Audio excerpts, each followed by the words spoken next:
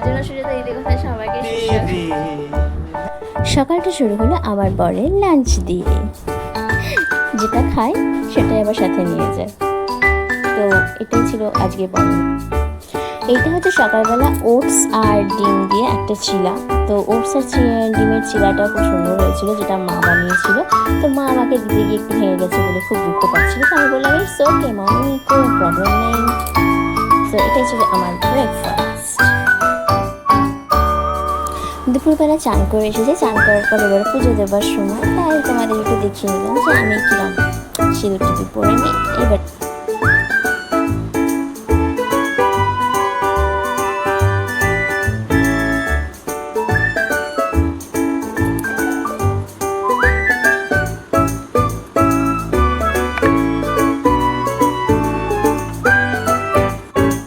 এরপরে বসে গেলাম খেতে। মা ভাত দিয়ে দিল আর আমাদের মধ্যাহ্ন ভোজন দেখে নাও। তোমরা প্লিজ সাবস্ক্রাইব করে দাও।